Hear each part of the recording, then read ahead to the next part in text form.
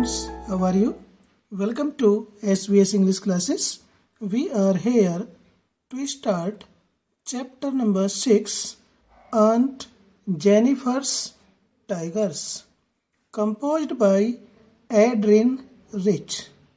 Adrian rich के द्वारा compose की गई ये पोयम आंट जेनिफर्स टाइगर्स की हिंदी है आंट जेनिफर के बाघ।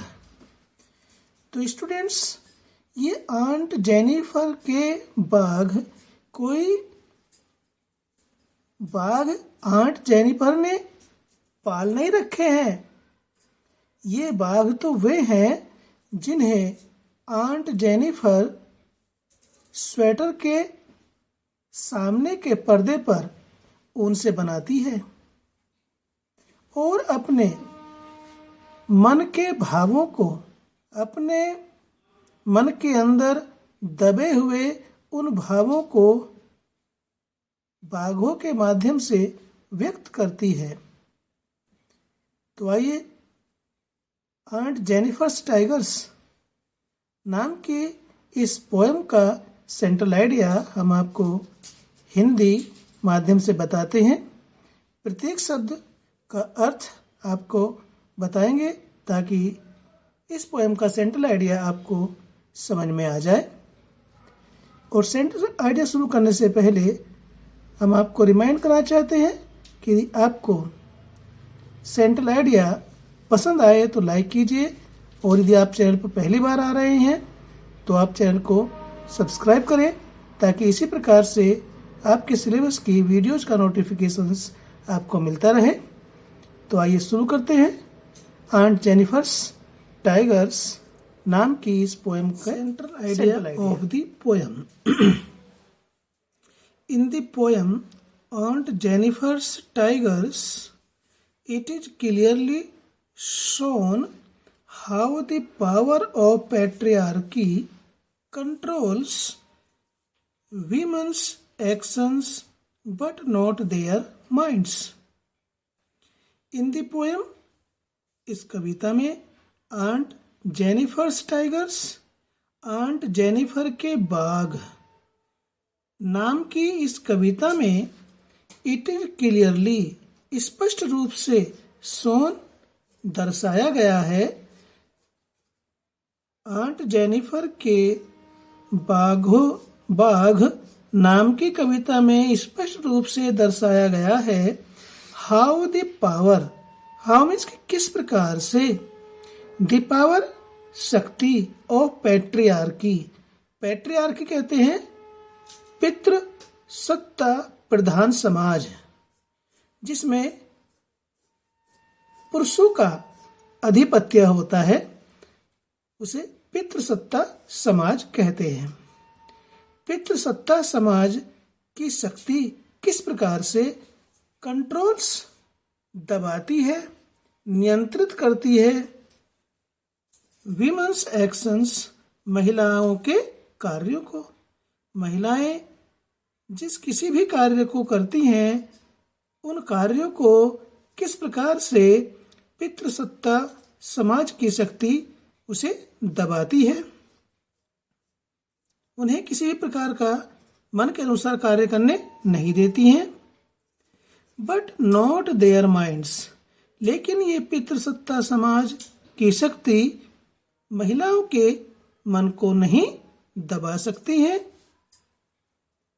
उनके मन में जैसे भाव होते हैं वे अपने भावों को किसी न किसी माध्यम से दर्शाती हैं, प्रकट करती हैं कि जिस प्रकार से आंट जेनिफर अपने दबी भावनाओं को स्वेटर बुनते समय स्वेटर के अगले पर्दे पर बाघों को ऊन से बुन करके उनकी निर्भीकता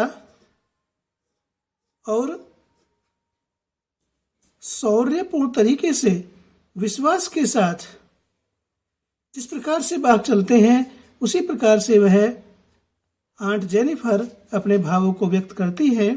हालांकि वो समाज के अंदर अपने वैवाहिक जीवन में इस प्रकार से नहीं दिखाई देती हैं।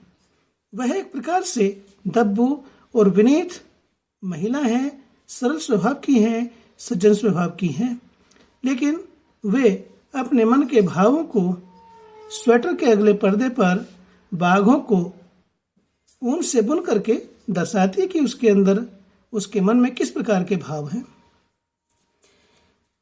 The poet makes this point clear through the chivalric tigers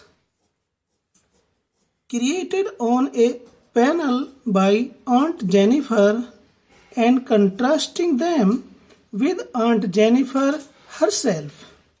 The poet, जो कवियत्री है Adrian rich, makes this point, इस बात को क्लियर स्पष्ट करती है, थ्रू माध्यम से, द शिवालिक टाइगर्स, शौर्यपूर्ण निर्भीक बाघों से, क्रिएटेड बनाए गए, ऊन के द्वारा स्वेटर के अगले पर्दे पर बनाए गए निर्भीक और शौर्यपूर्ण बाघों के द्वारा, ओने पैनल, पैनल कहते हैं स्वेटर का अगला भाग, by aunt Jennifer, aunt Jennifer के द्वारा स्वेटर के अगले पर्दे पर बनाए गए निर्भीक और शौर्यपूर्ण बाघों के माध्यम से कवियत्री एड्रिन रिच इस बात को स्पष्ट करती है। And contrasting them with aunt Jennifer herself, और कवित्री एड्रिन रिच उन बाघों को कंट्रास्टिंग देम, विषमता के साथ प्रदर्शित करती है, दिखाती है, विद आंट जेनिफर हरसेल्फ, खुद आंट जेनिफर के साथ उन बाघों के व्यवहार में भिन्नता को दर्शाती है ये कविता, या ये जो पोएटस है, कवित्री है एड्रिन रिच, बाघों को, बाघों के स्वभाव और खुद आंट जेनिफर के स्वभाव के बीच जो अंतर है, विषमता है, उस बात को भी स्पष्ट करती है। The poem characterizes the tigers as topaz, denizens of the green, who are not fearful of men and prance freely here and there. The poem, ये कविता है, characterizes, विशेषता बताती है, the tigers, बाघों की किस प्रकार से विशेषता बताती है, एज टोपाज, टोपाज कहते हैं पुखराज पत्थर, पीले रंग के पुखराज पत्थरों के समान,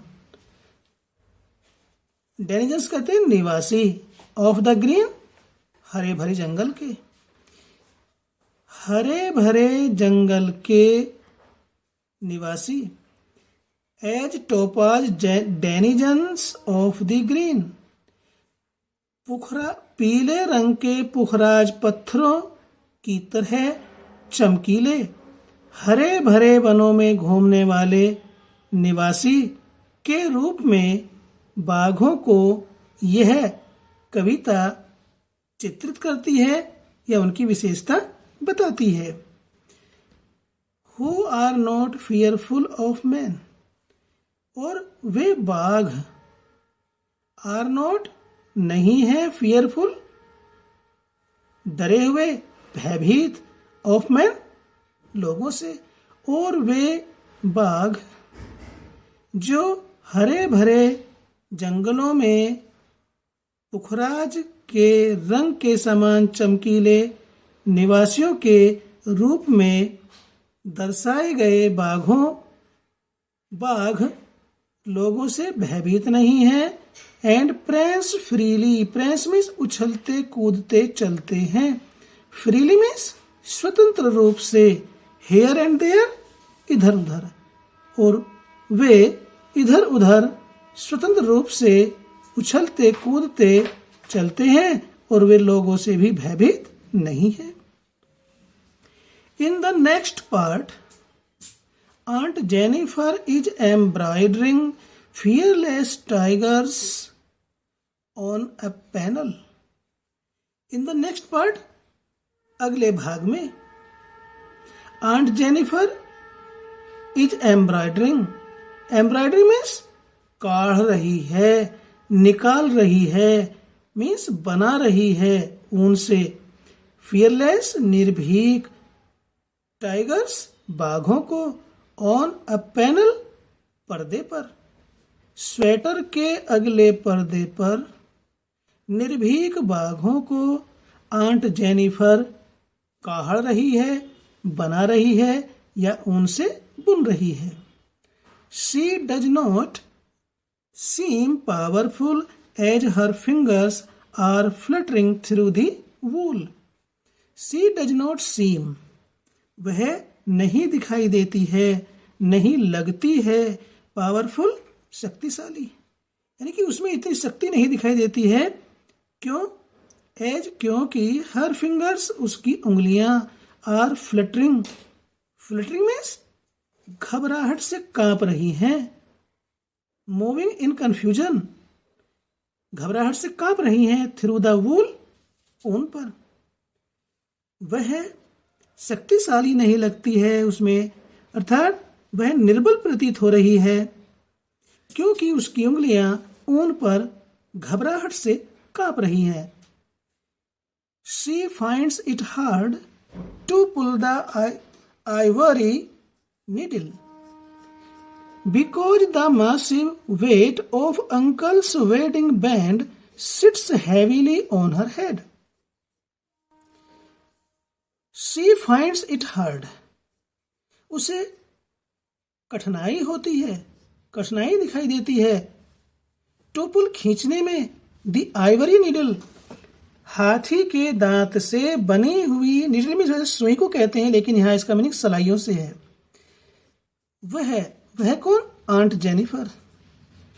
हाथी के दांतों से बनी हुई सलाइयों को खींचने में काफी कठिनाई होती है, काफी परेशानी होती है। बिकॉज, क्यों होती है परेशानी? हाथों से हाथी के दांत की बनी सलाइयों को खींचने में आंट जेनिफर को क्यों परेशानी होती है? Because the massive weight, massive weight कहते हैं बहुत अधिक बोझ, of uncle's wedding band, uncle की शादी के फीते का बहुत बड़ा बोझ, वजन। सिट्स हैविली, जोर से लदा रहता है, ऑन हर हैंड, उसके हाथों पर।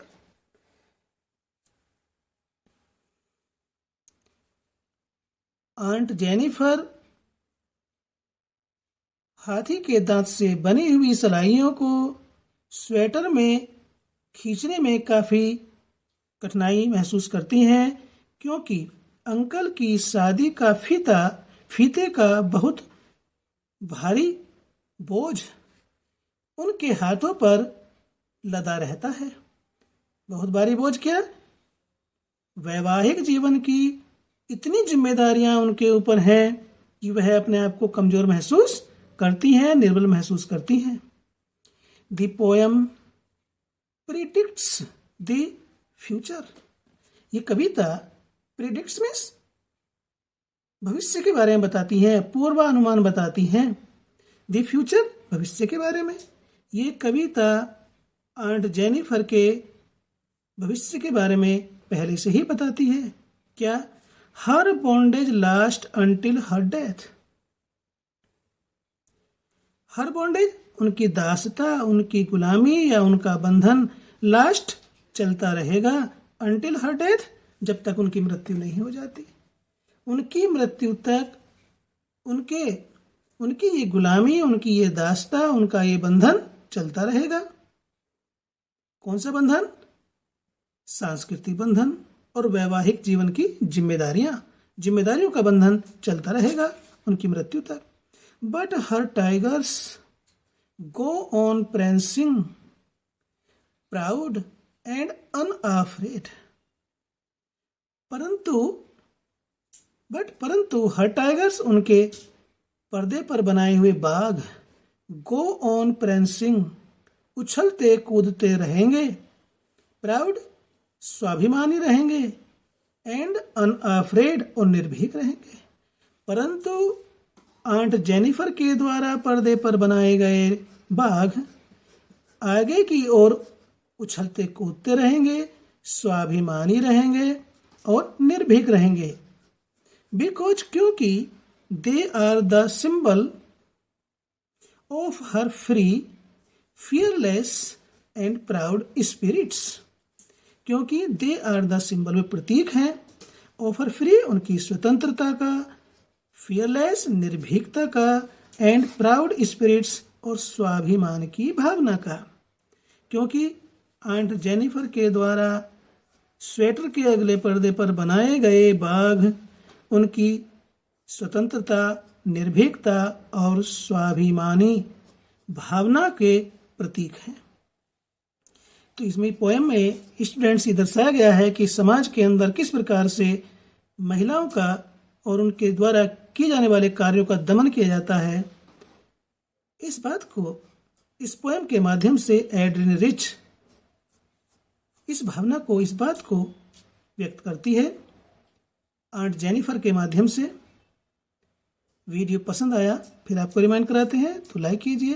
चैनल को सब्सक्राइब नहीं किया तो प्लीज़ सब्सक्राइब करें ताकि इसी प्रकार से आपके सिलेबस से संबंधित वीडियोज का नोटिफिकेशंस आपको मिलता रहे और आप अपनी स्टडी को कंटिन्यू रख सकें। फिर मिलते हैं नई वीडियो के साथ। Till then take care.